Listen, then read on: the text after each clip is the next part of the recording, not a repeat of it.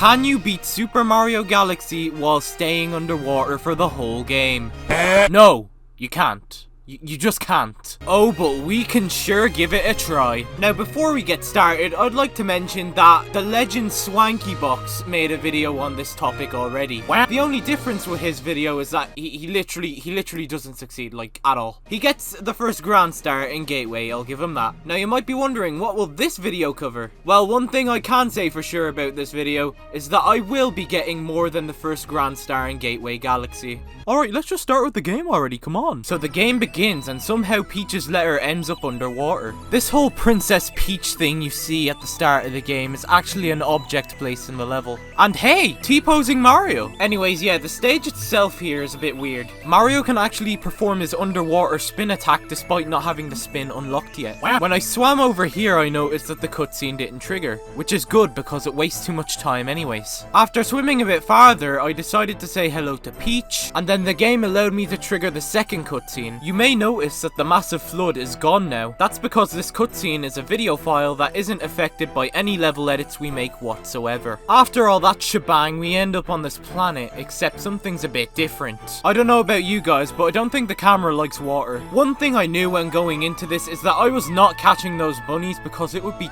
too tedious. Way too tedious. So instead I just skipped the planet entirely. But you see, we're not home free after that one. We actually still have to get to the Grand Star. The problem with doing this is that this big idiot is in our way. Yeah, when you're underwater, you just can't talk to NPCs, which is kind of stupid, but whatever, I guess. No worries, guys. I have an even better method to getting to the Grand Star. All you have to do is literally go there. You just had to go there. Since I was curious, I decided to go touch the Grand Star while it was in the cage. It doesn't actually do anything because it isn't active until you hit all of the switches.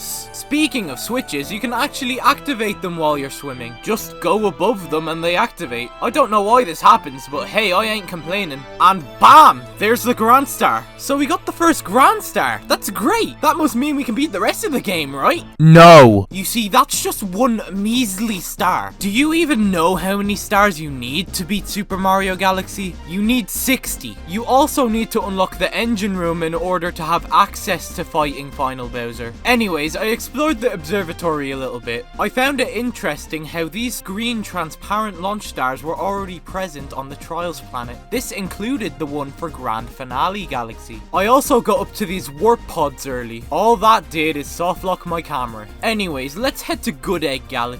This first star was actually a bit challenging. Now, I knew I couldn't just swim to the boss because I would run out of air by the time I get there. So instead, I swam to the area before the boss fight. This area had a 1-up and a checkpoint, so I wasn't expecting any game overs here. Yeah, this boss was hard, but you guys know me. I'm the Super Mario Galaxy Pro, and I don't give up on the first star, so I beat the boss. I might as well mention that this is the point where SwankyBox gave in. I died many times at this boss and just gave up because it wasn't fun. It's definitely doable, given that the boss has super low health, but good grief, the underwater camera is out for blood for sure. When I say this boss was hard, I mean it took me like 3 tries. Oh, this one's gonna be so hard, I can feel it. I literally just had to swim to the star, that's it. King Caliente, however, required a bit of skill. I actually took this launch star because I was afraid of hitting death barriers on the way up to King Caliente. For the fight itself, I just kinda stayed in the same spot until I beat him. He dead. Woohoo! We're destroying this challenge. We just beat one full galaxy without stopping. Huh.